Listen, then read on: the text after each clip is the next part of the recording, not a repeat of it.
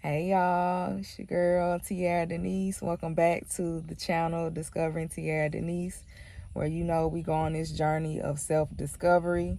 It's a lifelong thing, just learning yourself. And we're all on this journey, so I thank you all for, being on this journey with me. If you've been tuned in, you already know where we're at in this journey with the new changes with my son that we're navigating. So I'm embarking on a new journey. And no, it has not been easy. No, it has not been a walk in the park for your girl. But it's definitely calling me to change myself, to change things within, to stretch me to a new capacity. And I'm up for it. It's not an easy task, but we here and we gonna do the damn thing. So I haven't been, in the camera much this week. I've just been allowing myself to just take things slow, to calibrate myself, to pace myself, because one thing about it, when you have a child that's autistic or with special needs, this is for any parent, we already know how it can be mentally, emotionally, and physically taxing, especially to have children who have a lot of sensory issues, and my son has just that. So even with getting them ready for school and things like that, it's not always a simple task like let's just put your clothes on, wash your face, brush your teeth. No, it's not like that when you have a child who's autistic and has those sensory issues. But what really inspired this video was, with me, getting into a new schedule with my son starting going to school and things of that nature. In therapy as well. I was, having a conversation with one of his therapists, and she told me about a podcast called the Telepathy Tapes podcast. It's on YouTube, and Ky Dickens is the host of the podcast, and it's basically about nonverbal autistic children. And there's neuroscientists that do different research on these children who have these psychic gifts. And it's in the name, telepathy. They have the ability to read minds, to communicate through the mind. So she told me about it. All she did was just, give me the name. So of course I went and tuned into it. When I saw the name telepathy, I was already sold anyway, because anything that's unconventional, anything doing with anything supernatural, I'm with it. And so I began, listening to the podcast on YouTube. I spent a lot of time on YouTube anyway, so I was happy to find that the podcast was on YouTube. And I'd say the first episode in, I was just floored. It's like my heart was cracked open, with the different, research, the sciences, coming out to, do evaluations and test on the abilities of the nonverbal autistic children. And I don't know, it was just something that I honestly can't even describe. And I really been on like an emotional roller coaster. And when I say that, I'm not saying that as if I'm losing my mind. You know what? I am losing my mind. I've lost my mind. And I'll lose it over and over, because what I'm learning is that to lose the mind is to find yourself. And this journey with my son is definitely showing me that in so many ways. And, I know I may be all over the place, but we gon' get to the gist of things. But I'm gonna be fully honest, y'all. I had to cut the video for a second, because the emotions that have been flowing through me this week, I won't even say they're overwhelming, because I've been allowing them to just flow. Each emotion, whether it was frustration, overwhelm, anger, whatever came through, I've just been allowing myself to really get through it. And it's like in this moment I'm trying to sit here and do this video, my words are not flowing how I would like for them to just flow. So I'm just taking this moment to just be so transparent, to let you see the rawness of, the emotions that come up for me, especially on this journey. And these past 2 weeks, they've just been, I found myself shedding tears at any instance. And I mainly say they're tears of gratitude, tears of, some of joy, some of grief. It's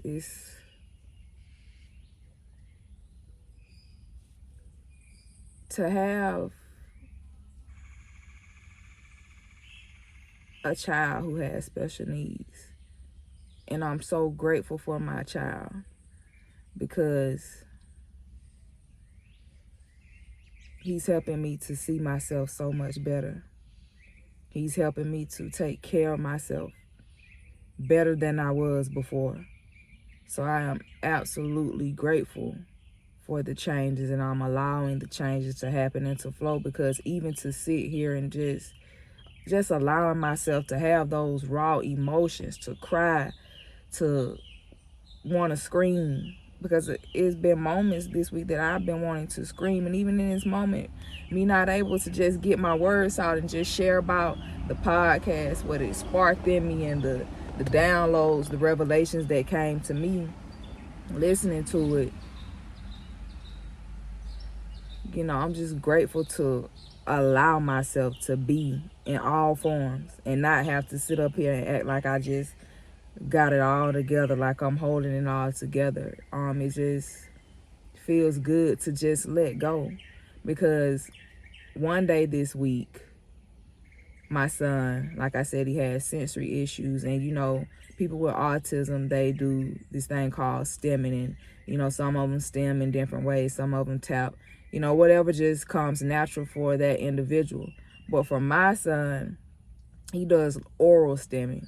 So what he'll do is he'll take his hands, he'll put his whole hand, he'll put about 4 fingers in his mouth, suck on him, and suck his thumb, alternate to the other hand and do the same thing. Now that's a way that he self-regulates, and I'm learning that just by observing him and witnessing him. And so I allow him to do that. However, me being in tune with myself and knowing myself, the sound of it infuriates me. I cannot stand the sound of it, him putting his hands in his mouth. It irritates me. It aggravates something within me.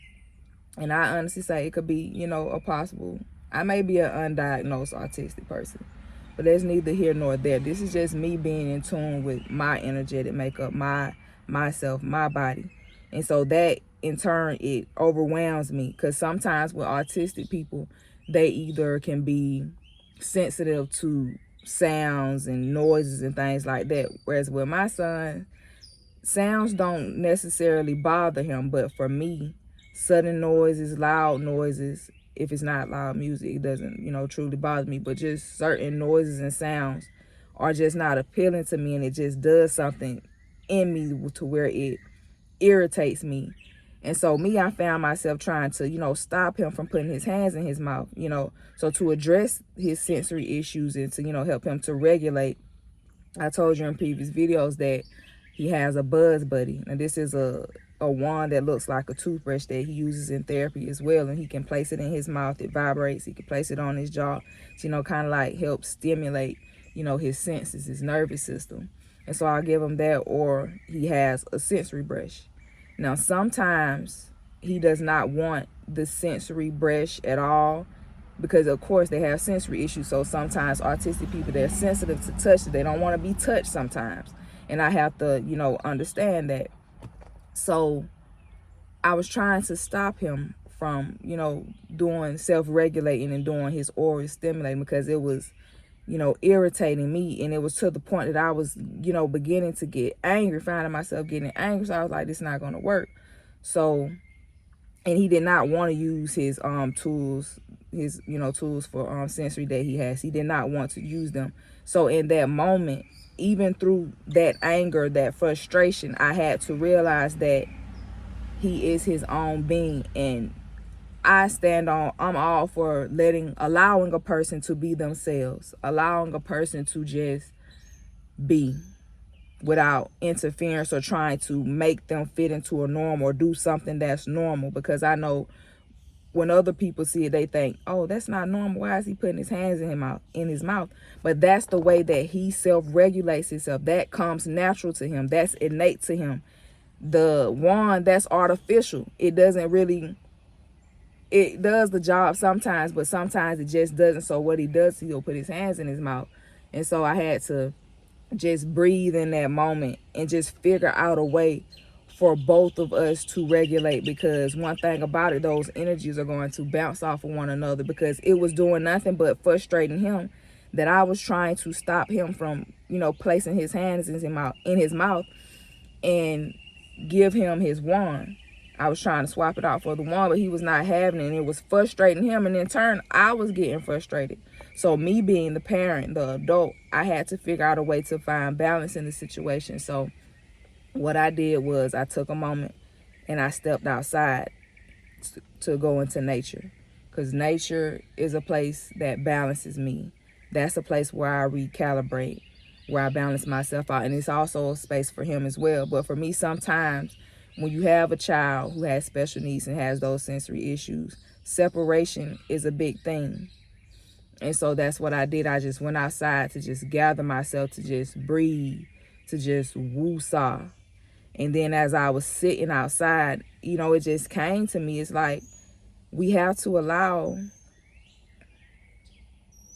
people to be themselves and to operate in their own capacity and not try to change them or force them. Because once I left him alone, he was fine. And although it may irritate me, that helps him. He knows how to self-regulate, and that is a way that he self-regulates. And although sometimes I don't like it, that helps him. And I respect that. And it's teaching me how to just allow him to be. So I took that moment to just get out in nature and sit with myself and, just calm myself, to recalibrate myself. Because I'm like, that's not going to work. Me being frustrated and I'm frustrating him. And I want him to be able to be comfortable and, I don't want to agitate him in any way. Because one thing about it, when, the thing with autistic children, and I guess because it just touches me so deeply, to have a child that is autistic, I wouldn't want nobody else trying to make my child be normal. Because what is normal? When you have a person who's naturally just being themselves and naturally taking care of themselves, because that's what he's doing. He's finding. He innately knows how to take care of himself and regulate himself. So I just had to find a way to regulate myself. So the way that I regulate myself, when I'm getting overstimulated or I can't stand the sound of that, I have to remove myself so that we both get what we want in order for us to regulate ourselves. So me stepping away, that's what I did. And then it just made me think about, the podcast and, them doing the different research on these autistic children and, finding out their different abilities, their psychic abilities. And it's like, why are we doing so much research on them, trying to figure out why they're doing the things that they do, instead of just allowing them to be and just merely experiencing it with them or just witnessing it? We want to delve deep into things. We want to just investigate all the time and just pry, instead of just letting these beings be. And that can be very irritating, because you wouldn't know it unless you live it. That's why most things are meant to just be simply experienced. And that's why I'm grateful to have a child that is autistic, because it is showing me how to not only accept myself and to just allow myself to be. Because with those beings, you have to allow them to be. And as I'm allowing him to be, I'm noticing how he has no issue. He's not irritated. He's not overwhelmed. He's not overstimulated when I have to just step away and allow him to just do what he needs to do for himself, because he's mostly nonverbal. So if that's the way that helps him to calibrate himself, then I have to allow that. I have to create that space for him to, be able to do that. But it can be so overwhelming, the different emotions that can come up with that. However, I did find balance, because after that I took some time to just, sit with myself, because that's important. I got told you I had to up my self-care, so that's what I've been doing. And we went for a ride. Shortly after, we took a ride, and I noticed that once we get in the car and I give him his Buzz Buddy to use instead of his hands, that it wasn't an issue with him using a Buzz Buddy. Because one thing about it, a car ride regulates us both. We both love a car ride, and I know it's something about the sound, the frequency of the car moving that settles him. It calibrates him. And so I did that, and he was in his element, I'm in my element. We're both regulating. Then of course he loves music, so we're playing music. The music is playing in the car. We got it up to the max because we like our music to be played loud. And I'm just seeing how that helped to balance us both. So now I'm learning that in those moments where I get overstimulated or I'm frustrated, I just need to take a moment for myself to just sit with myself, to breathe. Breathing is so important. And so just allowing myself to breathe, to take a moment for myself, and also finding things to do with him so that we can both self-regulate. And I know for a fact, car riding, going for a ride, helps us to woo-saw, both of us.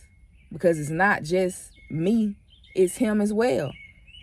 I may be doing things that are frustrating him, so I'm having to learn things about myself. I'm having to learn him, since he is nonverbal. And the good thing about the Telepathy Tapes podcast, I love it so much, is because to be nonverbal is a form of communication. Because those children, they are using their minds to communicate. They can read each other's minds. And they're doing these studies to try to figure out how are they doing it. And it's like, why do you need to see physical proof when it's already being shown that they can do it?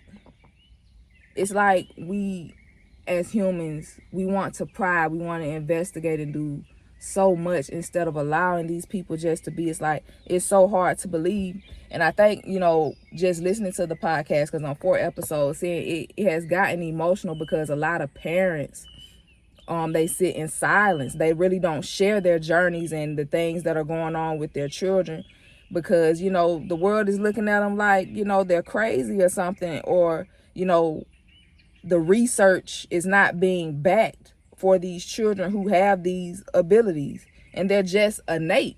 But sometimes if science ain't backing it, people don't believe it.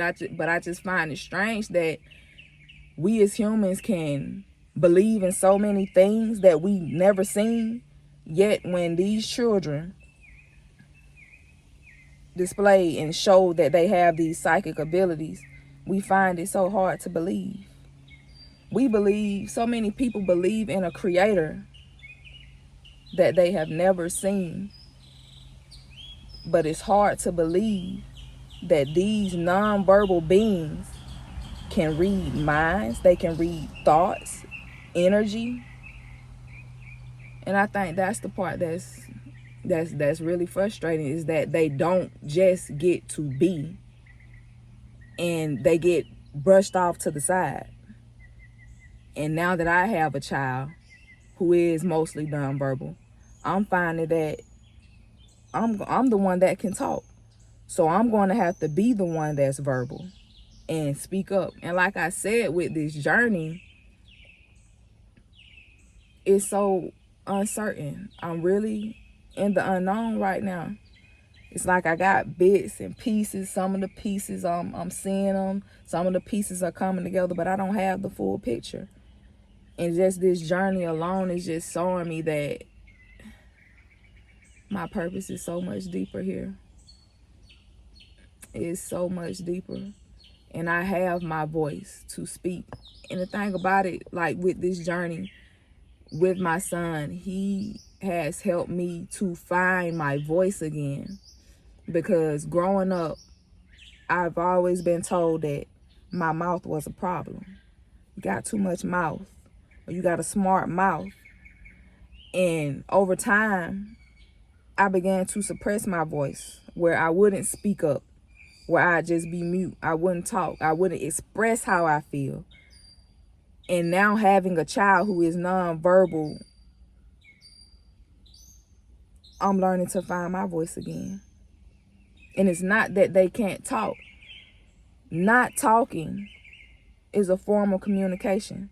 Telepathy is a form of communication. It may be unconventional. It may not be accepted by the world, but these beings are living proof. And that's all the proof that you need.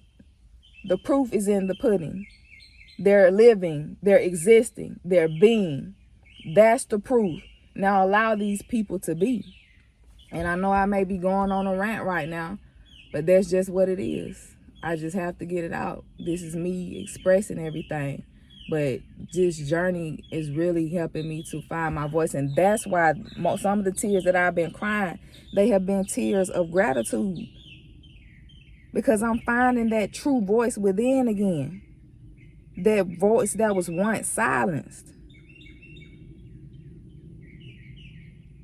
And when, just seeing the other parents and the challenges that they're going through, because, with schooling, like traditional schooling is not ideal for these beings. It's like we're having to rise up in a different way to meet them. And I'm up for the journey. Yes, parts of it are frustrating. The emotions are very high. But like I said, I've just been allowing myself to just feel and express and not hold these things in, because I truly believe that you must, as a parent with a child who has special needs and autistic, you have to take care of yourself. And it's helping me to discover so much about myself, because through this journey, I'm discovering so much. It's like I'm losing my mind, but I'm finding myself at the same time. And it's okay to lose your mind. So the birds know they chirping, they just communicating in their own little way.